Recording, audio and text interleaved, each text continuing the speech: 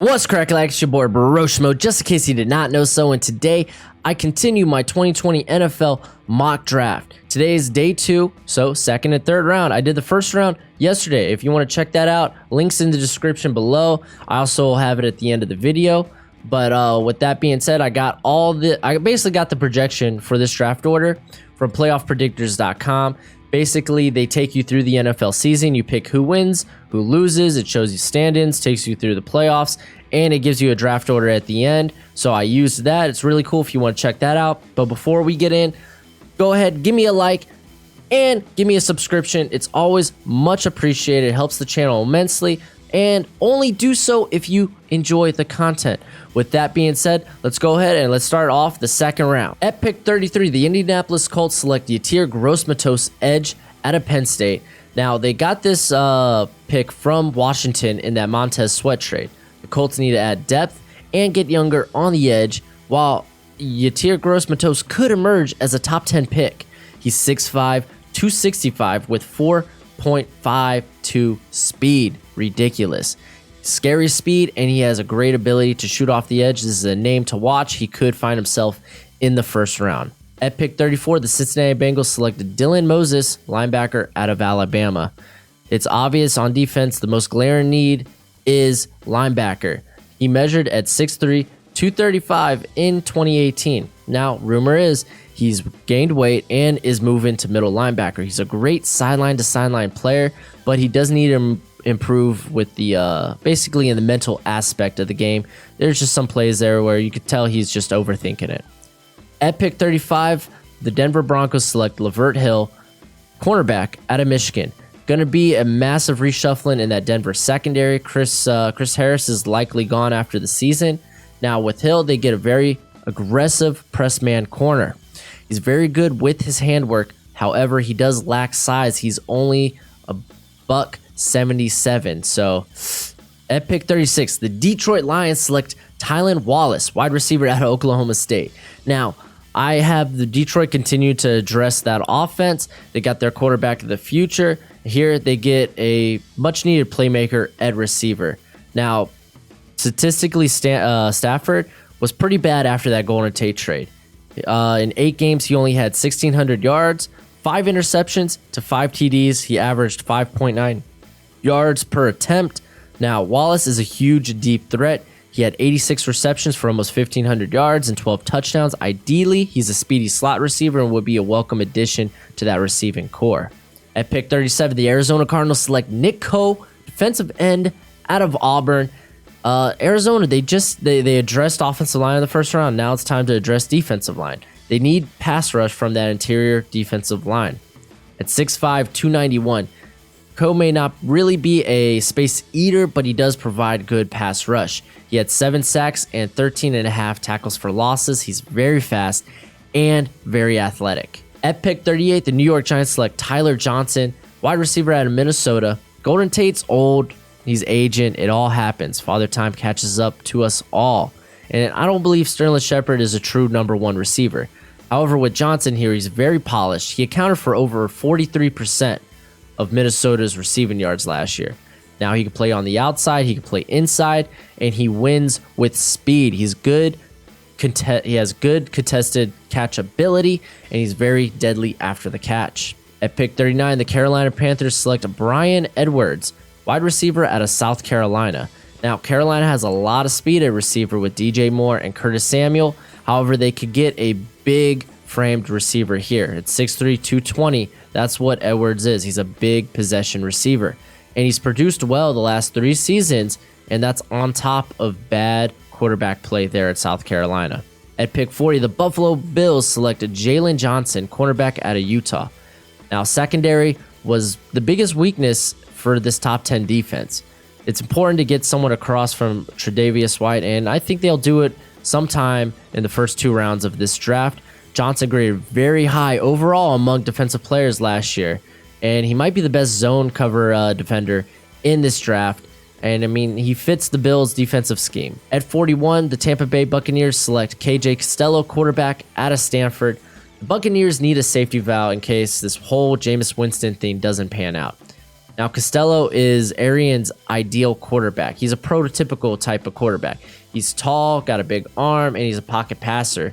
Now, he needs to work on his throwing motion, but he could be in the talk for 4th quarterback off the board. And with pick 42, the Jacksonville Jaguars select Travis Etienne, running back out of Clemson. Now, in my opinion, Fournette does not have a future in Jacksonville.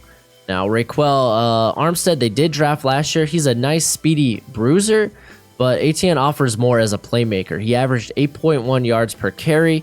He almost had 1,700 yards with 24 touchdowns. He has a great receiving skill set. However, Clemson doesn't really use him that way. He's a bit undersized, but I think he would pair very well with Armstead. At pick 43, the Miami Dolphins select Prince Tango Wenagoho, offensive tackle out of Auburn. Now, this offensive line is atrocious. They addressed receiver in the first round, and now I think they get some stability on that offensive line. Now, Prince here's only been playing football since 2014, and he's only been playing the tackle position since 2016. However, I think he has the highest ceiling of any other tackle in this draft. He's 6'7", 307, long arms, quick feet, and you know what? He's still learning the position. If he has a banger of a 2019, he could find himself in the conversation for top tackle. At pick 44, the Chicago Bears select Kenny Willekes, edge out of Michigan State. Now, they got this pick from the Raiders in that Khalil Mack trade. Now, combinations of injuries and lack of production has stifled Leonard Floyd. Now, Willekes is ridiculously strong. He's a stout run defender, and he's a capable pass rusher. At pick 45, the Chicago Bears select Alohi Gilman, safety out of Notre Dame. Clinton Hicks, I believe Clinton Hicks is just a one-year rental.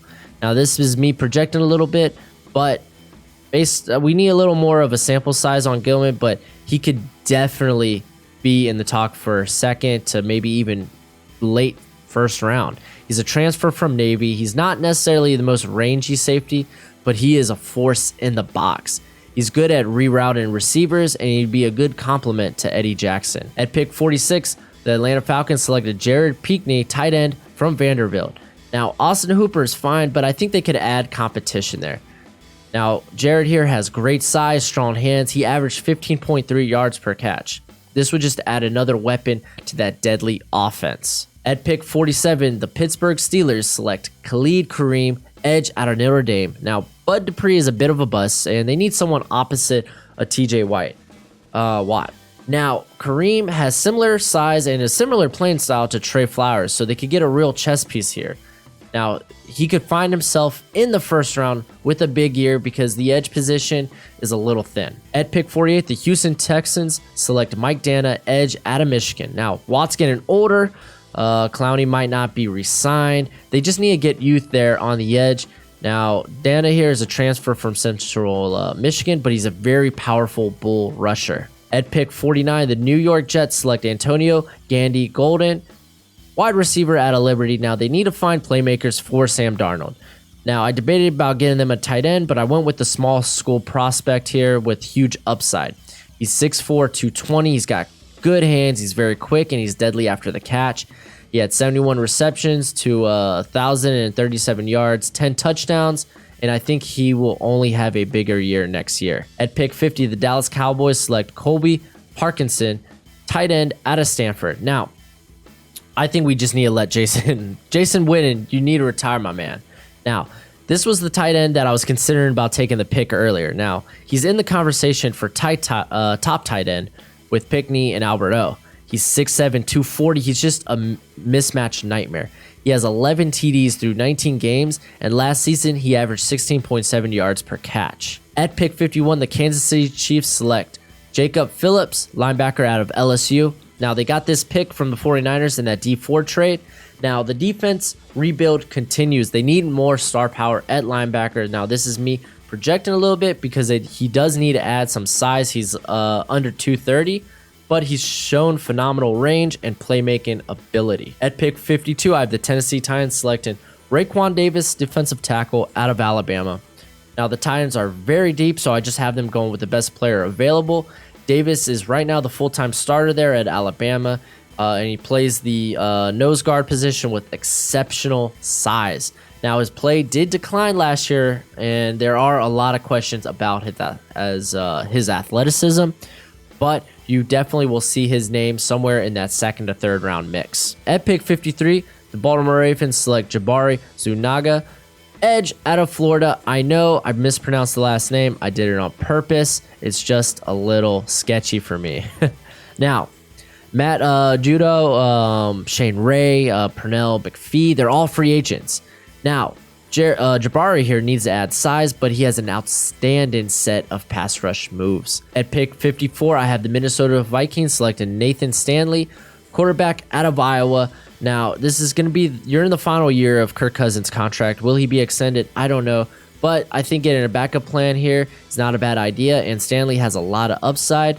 My only question is, can he elevate an Iowa team with very few playmakers? At pick 55, the Indianapolis Colts selected Jonathan Taylor, running back out of Wisconsin. Now, see, I have running back starting to come off the board just because it's a very devalued position in the NFL. So running backs just tend to fall, and that's what's going on here. Now, Marlon Mack played well last year, but it doesn't hurt bringing in competition. Taylor's a downhill runner with great size and quickness. Now, he hasn't shown too much in the pass game, but they would have Marlon Mack and Naheem Hines for that. At pick 56, the Seattle Seahawks select Brandon Jones, safety out of Texas. Now, I know they drafted Marquise Blair in the second round, but I think they'll convert him to cornerback. Now, Jones is a do-it-all safety, and he isn't afraid to lower the shoulder. I think bit by bit, Seattle this draft will try to build a new Legion of Boom, and it starts here with Brandon Jones. At pick 57, the Philadelphia Eagles select Xavier McKinney, safety out of Alabama. Now, secondary is a glaring need. It was very much so last year. Upgrading Rodney McLeod is a start. Now, McKinney here can play either safety spot, and he will be replacing Deontay Thompson this year for Alabama. At pick 58, the Los Angeles Rams select Tommy Kramer, guard out of Notre Dame. Honestly, just this interior line does need help. Kramer can elevate his draft stock with better footwork and agility, which means he'll probably be cutting some weight, but he is expected to have a big 2019. And at pick 59 here, the Los Angeles Chargers select Jordan Love, quarterback out of Utah State. Now, the Chargers should be looking for someone to develop behind Phillip Rivers. Now, Love has the intangibles. He's elevated this team despite constant changes with the coaching staff. He showed huge growth last year, and if he does so again, then he could creep into the first round discussion. At pick 60, I have the Seattle Seahawks selecting Mekhi Becton, offensive tackle out of Louisville. Now, they got this pick from the Frank Clark trade. Dwayne Brown is close to retirement, and Infetti he's in the last year of his contract, but he hasn't been anything special. Now, Mekhi here is 6'7", 355. He's just a monster, and for his size, he displays very good athleticism, but he is still raw with his technique. At this point, I think he's a developmental tackle. At pick 61, the Green Bay Packers select Alex Leatherwood, offensive tackle at Alabama. Now, the Packers have good depth, so I have them getting a little insurance at tackle here. So it doesn't hurt, right? He has great versatility. He's played all over the line there at Alabama, and he'll be taking over for Jonah Williams, so I can see him climbing up draft boards. At pick 62, I have the Cleveland Browns selecting Ben Breedson, center out of Michigan.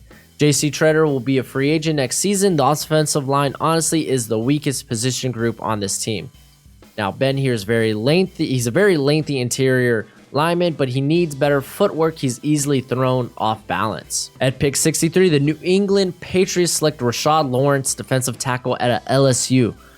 Just more depths for that Patriot defense. Now, Lawrence is a quality interior pass rusher. He displays great hands, and I could see him climbing draft boards as the season progresses as well. At pick 64, the Miami Dolphins select Terrell Lewis, edge out of Alabama. They acquired this pick from the Saints, who selected Eric McCoy last season.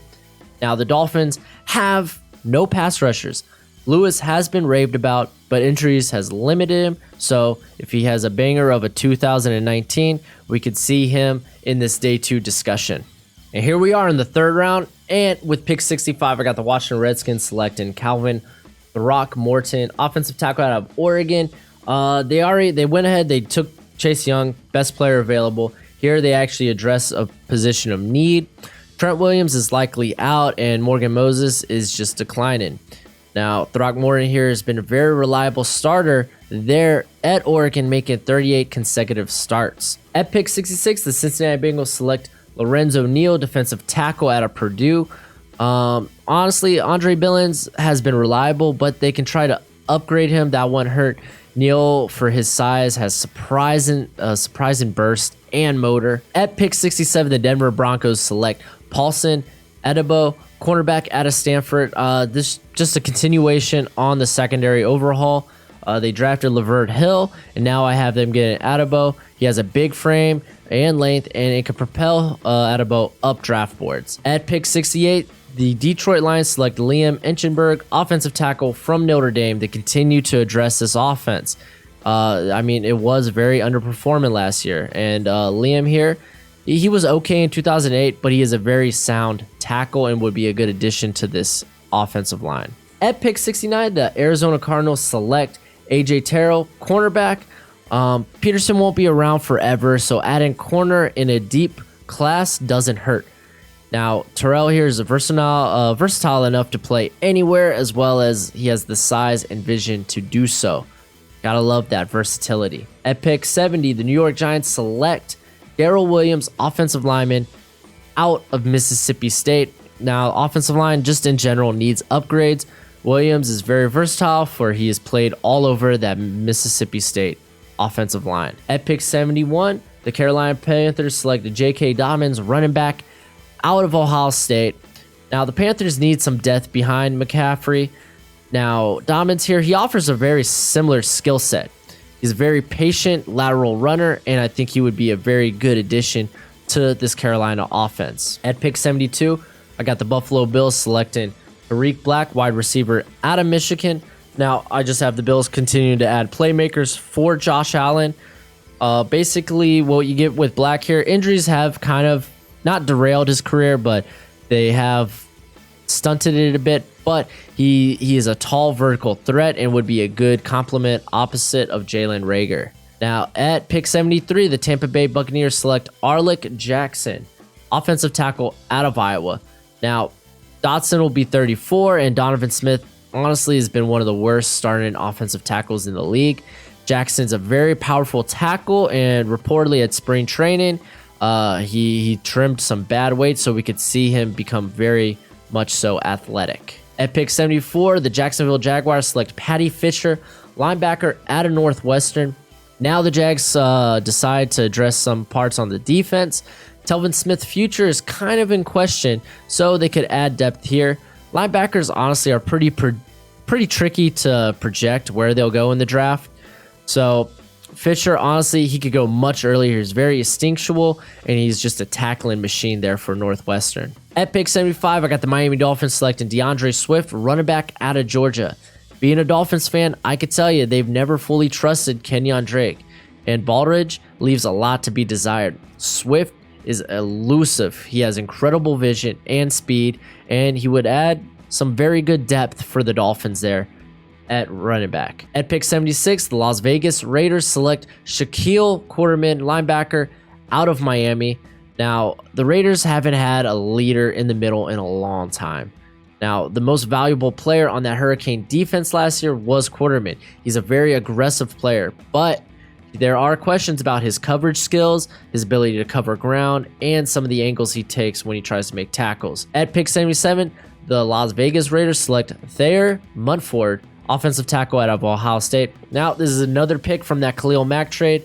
The Raiders, they lack depth on that offensive line. Munford probably fits better at guard, which is perfect here because the Raiders need to add position on the interior. At pick 78, the Atlanta Falcons select Clavon Chason, edge out of LSU. The Falcons need to take a shot on a pass rusher at some point. There's a lot of hype around Chason, but he does need to add weight. But the Falcons have been known to play with the idea of moving these pass rushers to linebacker. They did it with Beasley and McKinley, so there is that. At pick 79, the Denver Broncos select Corey Bethley, defensive tackle out of TCU. Now, the Broncos got this pick from the Steelers, who picked Devin Bush. I think the Broncos will try to find someone to eventually replace Derek Wolfe. Bethley seems to always be making plays when you turn on that TCU game film. So I think he'd be a very good addition to this defense that seems to be not in a rebuild, but they're kind of reshuffling that some of the starters there. At pick 80, the Houston Texans select Cam Akers, running back out of Florida State. What's there to say here? Lamar Miller and Deontay Foreman have been inconsistent for Houston. Akers would be a good upgrade to replace Miller and a good complement for Foreman. At pick 81, the New York Jets select Curtis Weaver, edge, out of Boise State. Now, the Jets are still in need of some pass rush from that edge. They did draft Ja'Kai Polite, but he couldn't put on good weight for the combine, so don't know if he can be an every down player. That's not what you're getting with Weaver. He's 6'3", 266. He's just a monster off the edge. At pick 82, the Dallas Cowboys selected Darnay Holmes, cornerback out of UCLA. Now, with Brian Jones in his last year of his contract, they might take a shot at corner at some point. Holmes offers huge upside, but do keep in mind he does have some bad games on tape. For instance, you could take a look at that Oregon game. At pick 83, the San Francisco 49ers select David Dole, safety out of Michigan State. I just have the 49ers here continue to upgrade the secondary. I think it'll be a focal point next season.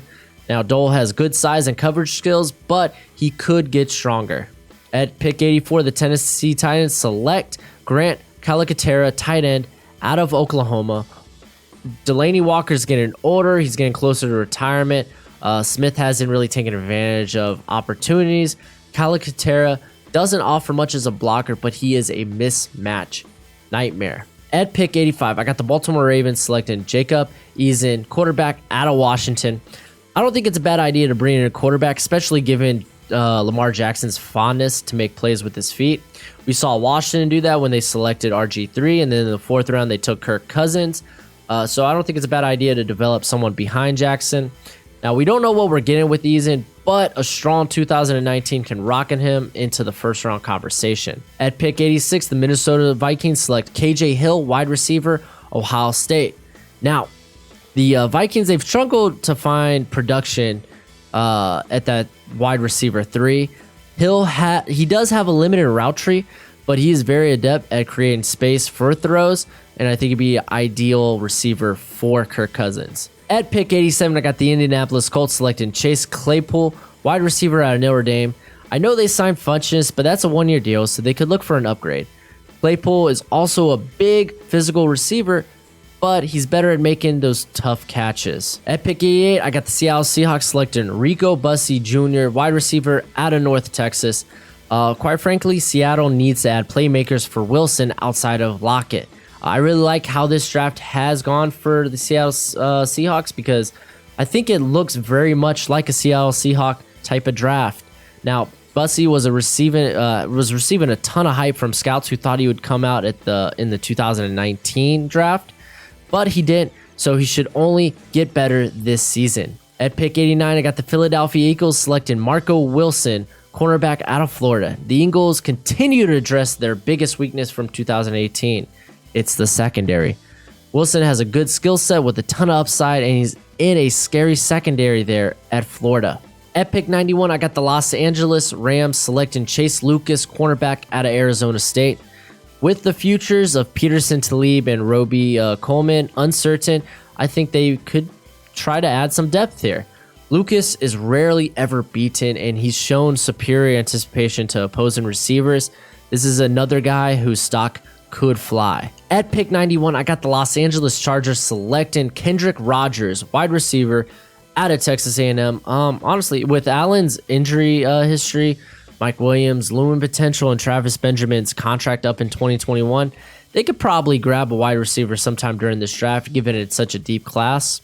Rodgers has rare size and speed, and honestly, he's equivalent to a high-end wide receiver 1.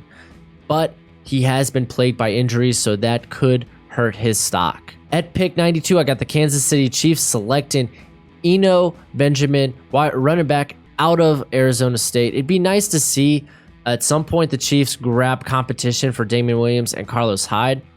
I love Benjamin. He is excellent at making tacklers miss, along with just a great all-around skill set, and I think he could come in and instantly compete 4 snaps. At pick 93, I got the Green Bay Packers selecting Marlon Davidson, defensive end out of Auburn. I mean, with so much depth, I can see the Packers just going with the best player available, and Davidson is just too talented to pass up at this point.